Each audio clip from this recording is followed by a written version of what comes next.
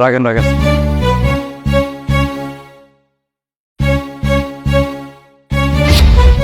কত টাকা হয়েছে আঙ্কেল? 20 টাকা দাম। এত বড় নোট, দেখি ভাঙতে আছে কিনা। আচ্ছা, আপনাকে ভাঙতে দেখতে হবে না, আপনি পুরোটাই রাখুন, সমস্যা নেই।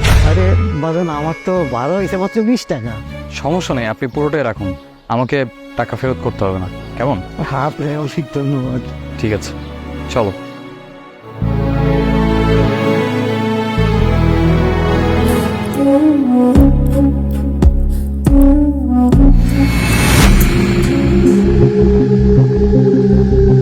হাই শোনো, হাই, তোর সমস্যা কি? রিক্সা ভাড়া সামান্য 20টা টাকা ছিল আর তুমি কিনা সেখানে 500 টাকা দিয়ে দিলে। খুবই মহান হয়ে গেছে। আচ্ছা, আমাদের ছেলের স্কুল ফি দিয়েছো? দিবে বা কি করে? টাকাই তো নেই, শুধু আছে কিভাবে দান করবে সবাইকে সেটা নিয়ে পড়ে আছে। তুমি জানো আমি বুড়ো লোকটাকে কেন বেশি টাকা দিয়েছি? কেন?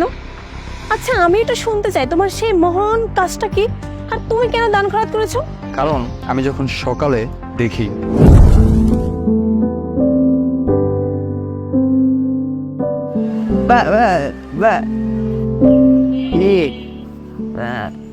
খাওয়া কিছু? হ্যাঁ, খারাপ।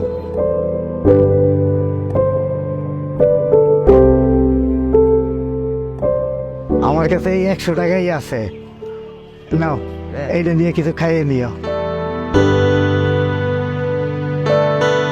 ওনার কাছে টাকা ছিল না, তারপরও উনি মানুষকে সাহায্য করার মন মানসিকতা দেখেছে, এটাই অনেক। আর এমন মানুষকে সাহায্য করা অনিবার্য।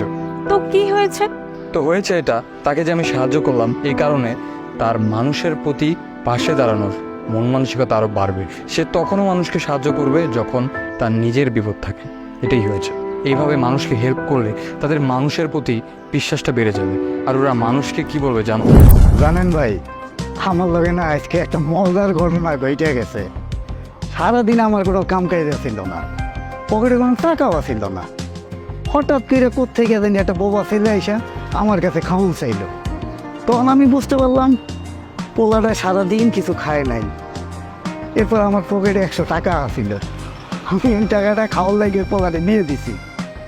এরপর বিকেলবেলা কোত্থেকে জানি এক সাহেব আমার গাড়িতে উঠছে, খুলে দেওয়ার সময় আমার এমন টাকা দিয়ে গেছে, আমার সারাদিনের আয়ের টাকাটা উঠে আসে। তখন আমি বুঝলাম ওই যে কথায় আছে না, 1 টাকা দান করলে 70 টাকা পাওয়া যায়। কথাটা একেবারে আমার ক্ষেত্রে মিল গেছে ভাই। আমি ওই পোলাটারে এরকম দিছিলাম দেখা আল্লাহ আমারও দিয়ে দিছে। ভালো, খুবই ভালো। তাহলে একটা কাজ করো, ওই লোকগুলোকে বলো তোমার ছেলের স্কুলের ফিগুলো দিয়ে দিতে।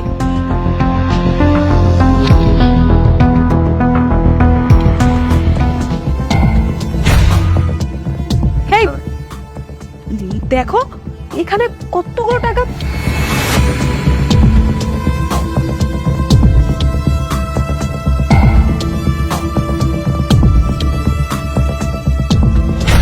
আরে এতগুলো টাকা, এতগুলো টাকা এখানে কি রাখলো?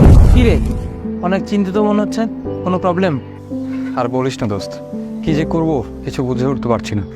একটার পর একটা চাপ এসে যাচ্ছে। একে তো গত মাসের মধ্যে চাকরিটা হারালাম, তার উপরে এত দাম দেনা, বাচ্চাটার স্কুলের ফিজও দিতে হবে। সামনের মাসে নাকি ফিজ না দিতে পারলে ওকে স্কুল থেকে বের করে দেবে। ওর সামনে পরীক্ষা, এখন যদি ওকে স্কুল থেকে বের করে দেয় তাহলে ওর পড়াশোনা কতটা ক্ষতি হবে। চেষ্টা তো করছি অনেক চাকরি খোঁজার জন্য, কিন্তু দুর্ভাগ্য কি আমার একটা চাকরিও খুঁজে পাচ্ছি না। কি যে করবো দোস্ত, কিছু বুঝেই উঠতে পারছি না। যাক, ভালোই হয়েছে, এখন এই টাকাগুলো দিয়ে তুমি তোমার বাচ্চার স্কুল ফিস দিতে পারবে।